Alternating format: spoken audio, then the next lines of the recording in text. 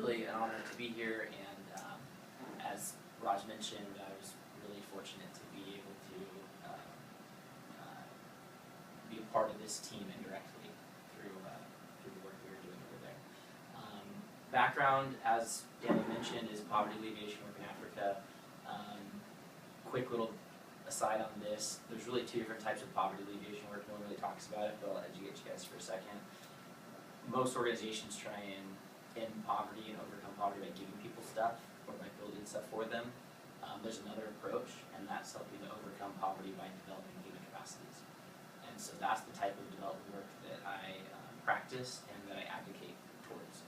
And so most of my development work has been in Kenya, which all revolved around education, human empowerment. This is some individual stuff. We worked with individual community members and do business training, help them make business plans. This is a picture of what's called sanitation triggering, where we work with community members and help them to be able to identify ways to improve the sanitation of their communities. This is a picture of working with local community leaders to help them to strategize to be able to improve the health of their community. This is a training of local health promoters, so basically volunteers within the community that want to be able to educate their communities about health improvement. So we train the trainers. So that's just the type of stuff that I've been involved with, which is pretty much exactly what Daniel spoke into. And then that's led to starting an online education company to provide relevant training to train people that want to do international service. So that's kind of my background. And so I do education training both online and offline towards poverty alleviation work. So I was really grateful to be in the presence of Raj when I got the phone call from a friend of mine, as he mentioned. Her name's Allison Thompson. She specializes in immediate disaster response because, as Raj mentioned, a lot of the larger organizations, FEMA, various different government agencies, the Red Cross, they're pretty cumbersome. So they can provide a lot of value, but weeks down the road. And so there's a couple of stages when that disaster strikes. And the first is search and rescue, basically trying to save lives that are immediately affected. And the second is trying to deal with the chaos that ensues just days after when the infrastructure is falling down. And so that's the type of work that my friend Allison does. I'd never been, as I mentioned, a part of a disaster relief team, but she basically called me up and things were pretty crazy and asked me to come down and support. And so within a couple of hours from the phone call, I was mid-air.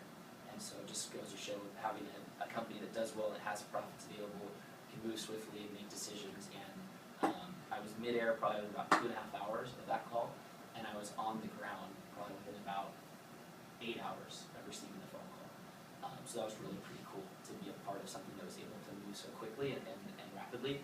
And it was really good that I was able to do that because a second storm came in, and there were some things that I was able to do to help to mitigate against some of the additional suffering that came with that second storm.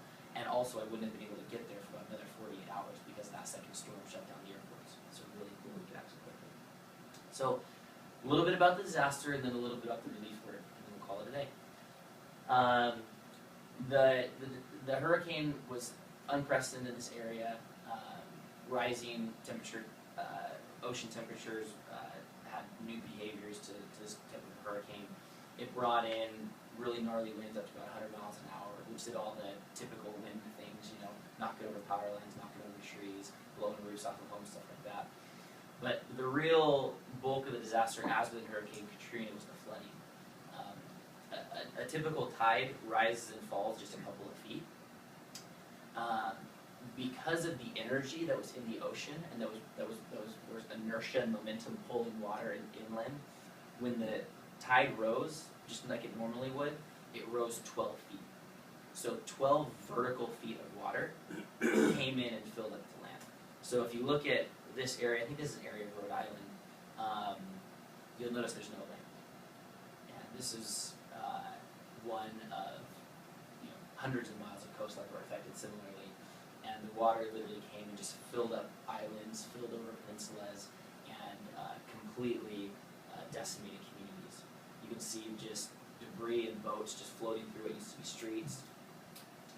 Tracts of homes that were completely destroyed by fire, as with electrical complications and other types of things that come with I don't know the total count, but thousands of homes were destroyed. You can see right here, this is about 2 to 3 feet of sand that just piled over just huge stretches of cities that was brought in by these rising tides just to complicate things further. Kind of take a peek at that for a second and just notice how there's houses that have literally been relocated with this surge of water that came in.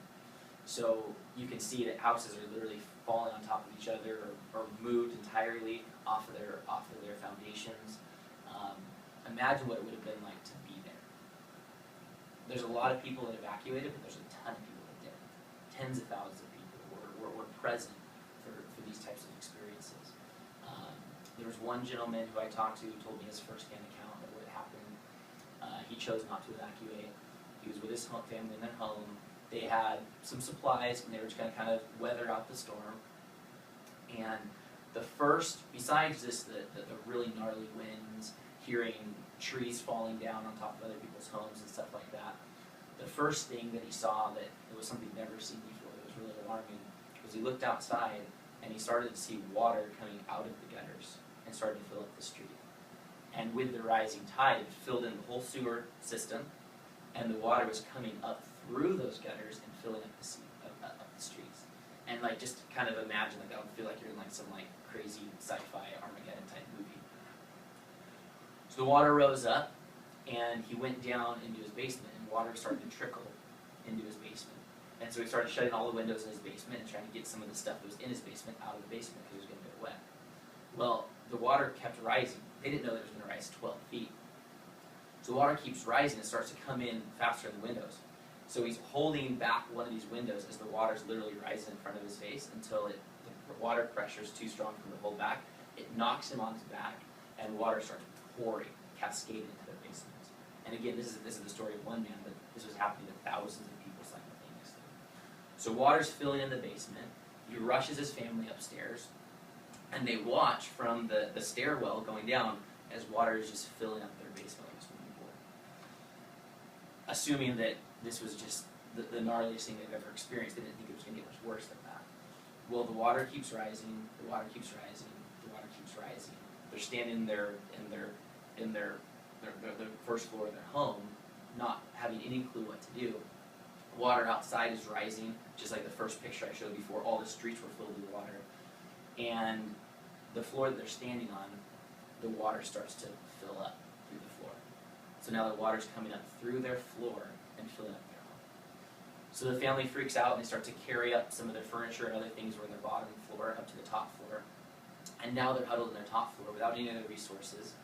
And, you know, in the state you can imagine they'd be in, and the water keeps rising. And now imagine this right here is their first floor. The water keeps rising, keeps rising, keeps rising, and it filled about 3 to 4 feet in the first story floor of the entire region. So everything was underwater, and everyone was stuck upstairs, or if they were in a one-story home, they were in their attics. As this family it's at nighttime, and they're looking out the window, and there's freezing cold, turbulent water swirling all throughout their community. Electricity's out. They have no way to communicate with anybody. And as they look out the window, they start to see the orange glow of fires. And several homes in their neighborhood are on fire. They don't know why they're on fire. They don't know if their home's going to light on fire. They don't know if the fire's going to jump to their home. So they're trapped upstairs outside of freezing, turbulent water with their neighborhood lit on fire. And that's the type of experience that thousands and thousands and thousands of people went through the night of the hurricane. So pictures like this is the aftermath. Don't have a lot of pictures that really tell the story of the first-hand accounts because people were worried about other things besides taking pictures. But just kind of imagine like what it would be like to walk down the street that you grew up on and have it be just totally destroyed. It's filled with sand, buildings fall over, buildings burn, electrical infrastructure destroyed, and just trying to figure out, okay, what do we do now? No available food, no electricity, so there's no heat, and people are hungry, freezing, and don't have any drinking water. This is the experience that a lot of people dealt with. Imagine if that family that we were just telling the story of was in this house, what would happen? This is another tract of burnt area. This is right in the area that I was working in. I stood right in the center of that area at part of my time there. And the thing that's crazy, as I was mentioning last time I told the story, was that you can see on the skyline right behind it, that's Manhattan. Well, that's Brooklyn right there, and behind that's Manhattan. And everything out there was totally normal. When I flew in through Manhattan. I drove through Manhattan, I drove through Brooklyn, and it was totally normal. And you go across the bridge to this peninsula, which kind of was called like barrier islands, that protected Brooklyn from dealing with a lot of the severity of the issue. And everything was completely normal, right as rain. And you go across the bridge, it's a totally third world country. There's no electricity, there's starving people, there's people that are freezing to death, and there's absolutely no support whatsoever. And it was crazy to just kind of see how that can happen, and how vulnerable we really are, and how easy it is for most people to just go on with life as normal. Just less than a mile away on the other side of the bridge. Another picture, just imagine how much water was moving through their neighborhood for something like this to occur. This is what people's homes looked like after the water receded. And in order to save their homes from being destroyed, from having to be unusable anymore from mold growth, people that were there, that stayed there, all they could do is start tearing out their homes, tearing off the drywall, tearing off the insulation so it wouldn't mold up. So just as insult to injury, you just gone through this terrible disaster, you might have lost loved ones, and in order to protect your home, you got to start tearing it apart. And so there were just miles and miles and miles of streets of just full of the innards of people's homes. Furniture, drywall, insulation, that everyone had to clear out of their homes. So that's kind of what happened up until the point that I was able to go. This is a picture I took right before I got on the flight, the morning that DNB.org sponsored me. And I joined a unofficial command center, and we formed a team to help to provide services to the people in the area. It's called the Rockaways. If you're familiar with New York, the Rockaways is that area outside of Brooklyn, Queens. And as Raj mentioned, the government was slow to act. Red Cross was nowhere to be seen. FEMA was nowhere to be seen. The mayor's office was nowhere to be seen.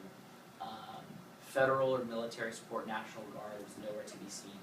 So the only players that were on the ground taking action to serve the critical needs of the tens of thousands of people in Rockaways were volunteers and nonprofit organizations that specialize in getting to disaster zones quick, to be able to offer the life-critical services to kind of bridge the gap between the disaster and the time that the larger, more institutionalized organizations can support. And so I was really honored to be a part of this group, and I was asked to be the volunteer coordinator. And what that meant is we had volunteers that were coming from all over the place saying they wanted to be able to help. But like Daniel mentioned, if you don't have a system in place to be able to harness those volunteers to do effective things, then they're useless, and it'd be better for them not to be there because they're just in the way. And so, because everything in the entire zone was managed by volunteers, I kind of held operations as well. So I was kind of operations and volunteer coordinator. Those two things were kind of synonymous. And we had other team members that were helping to set up electrical infrastructure and communications and bringing in fuel to help to run generators to heat homes and all these different roles. And I was a part of helping to provide the services to the region. So these are some candid shots that were taken. Kind of look bossy in that picture. But I was, one of the main things that we did was we helped to set up a distribution center so that the people in the community could get resources they need. Spontaneously, trucks from all over the East Coast just showed up. U-Hauls and pickups and even 18-wheelers full of goods and resources came in. But they didn't have any place to take them to, and they didn't have any way to distribute them to the community. And so early on, people were just dumping off piles of stuff on the sidewalk, not knowing what to do with it. It was turning into a big seagull pile, and people were just in there clamoring over, looking for stuff. It was total chaos. And just it was just adding more chaos on top of the already very chaotic situation. So we took over a school that wasn't in, nothing was operating right now. So we took over a school. It had also been flooded, but when the water receded, the building was usable, and we converted it into a distribution center. So we directed anyone who's going to contribute goods to this area to bring it to this school, and we set up a system to receive the stuff off the vehicles, to stage the stuff in warehouses, to sort it effectively, and then to set up a distribution center so that community members could then access those resources in some type of orderly fashion. And that took teams of hundreds of volunteers to run this on a given basis. And again, we were volunteer rich, but at the onset we were organization shy, and so nothing was going to any productive use. So this is an example of what happened a couple of days later once we got our systems in place, once we were able to recruit volunteers, once we were able to manage them effectively, then we were able to turn chaos into something that was really orderly, and this is kind of what our distribution center looked like.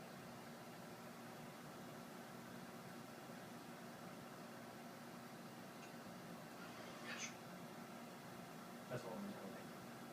Trucks come in all day long, distributing gear, got a full daisy chain, all the way across, all the way up into our warehouse. It's daisy chain all the way up into our warehouse.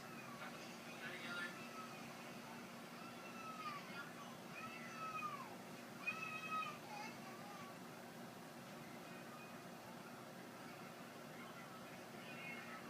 Excuse me. Here we go. So again, all the way down the hallway, up here, up to this daisy again, this rocking warehouse. Just do a little video, buddy. Say hi. Yeah, that's right. You're rocking the warehouse, aren't you, bro? We're all rocking it. Check this out. Daisy chain's coming all the way up. Probably about, I don't know, just 100 or so people just follow this. Comes all the way in, all the way through. Sorry about the lights. And all the way into this managing this area. One second. And then this comes, once they're coming from distribution, all the way through, out to this main floor, it's interfacing with our main floor people, bring it to all of these different stations. It's really low usage right now. We've had over 1,000 people served today. You can see we've got everything from hygiene, food, toiletries, cleaning supplies, water, clothing, and then construction supplies in that back corner. And that's pretty much what we got rocking and rolling. So we served, in this distribution center alone, we served well over 10,000 people, and the sheer volume of resources that we were able to move was just mind-blowing. I mean, it would have filled, I mean, because stuff was coming in, getting sorted, and getting distributed just in real time. And so that was a really cool operation to be a part of and help to organize and coordinate. Again, this is another picture of that distribution center. And it was really interesting. I was telling Raj that I kind of made up a new term called sandcastle management, because like a sandcastle, you build it and then at the end of the day the tide comes up and it goes away. That's what it was every single day. So we just have this influx of volunteers, and we had to assign people to various different roles, and you're managing this piece and you're managing those people who are managing these things, and we created these hierarchies of volunteer managers at the beginning of the day, just spontaneously from whoever showed up to say, hey, can we help? And then ran a pretty tight ship all day long. It was really cool to see how people could come into place, work really effectively, lead where they need to be led where they need to be led. And again, this was just one piece of the operation. We also had, just across the street, we had a full tent that served about 1,000 meals a day. So we were serving hot food to community members. We also had a community outreach program which we dispatched probably about 2,000 or 3,000 volunteers a day to, and we aggregated all the community members who had requested help in their homes, and then we sent out teams of 3 to 4 people to thousands of homes to help with the demo, to help with emergency repairs. We canvassed the whole area several times with volunteers. That was part of the volunteer management, to be able to find out the critical needs, the people that were homebound, the elderly folks that needed supplies delivered to them, people that had specific medical needs, things like that. We set up a whole medical, emergency medical wing of the school where we utilized volunteer nurses that came in, and we had medications available, we had insulin, we had oxygen, we did acute first aid stuff. And so those were all the different pieces that we helped organize, and those were all the services that this region had available to them. And it was really cool to be a part of these efforts. It was really interesting to start to interface with the larger entities and organizations.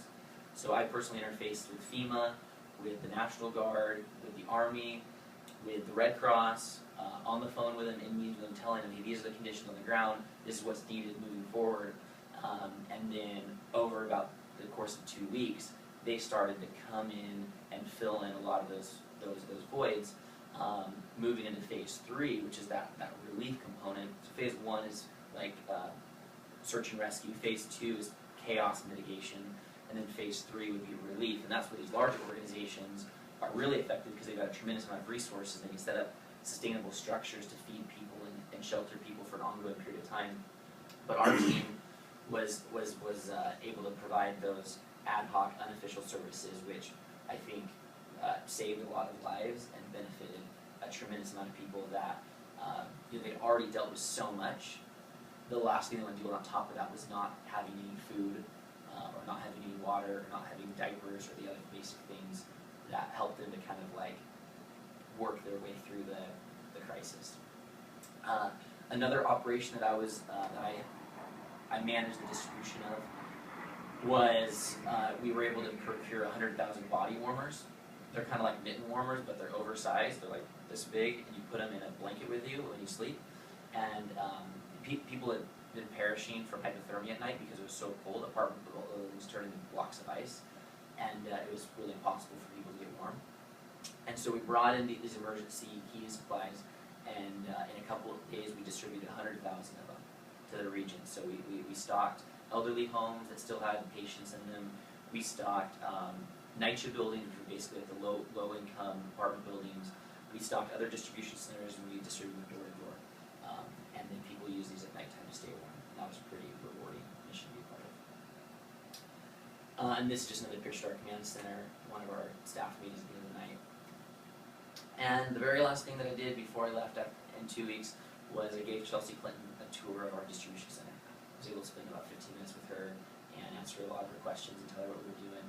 And she was really inquisitive, and she lives in New York, and so she was really committed to being a part of the solution moving forward. So I felt really validated by being able to share with her a bunch of ideas about what it would look like moving forward, and how the Clinton Global Initiative could be a part of that.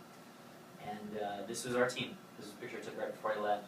This was the guy on the right was the commander of the station. The guy in the sweatshirt, he's actually a local, but he lives in San Diego. He's the owner of the Stingery and a couple other bars. And so he was back there, kind of like myself, just there as part of the support. This guy was Pastor Brown. He ran the church and school that we were in. This gal was our interface with Mayor Bloomberg's office, so she worked for Mayor Bloomberg. And then I was a volunteer coordinator. And so that was a really cool team to be part of. And this is one of many articles that was written about St. Francis, which was the distribution center we set up. And so it says right here that it's one of the main volunteer centers in Rockaways. If you were interested in Googling, you could find that there's a lot of stuff that was said about it. I was honored to have received a report from many, many people that this distribution center was the best organized one that they'd seen in the whole disaster. And so that really felt pretty cool. And so I want to thank you guys, because if it wasn't for the success of this operation, I really wouldn't have been able to get out there. And it was a very, very rewarding experience for myself personally. And I'm very confident in the impact that I and the team that I worked with was able to make in that region, in supporting tens of thousands of people and mitigating the suffering that they dealt with. So, it's exciting to see what other types of things that TMV.org will be able to support moving forward.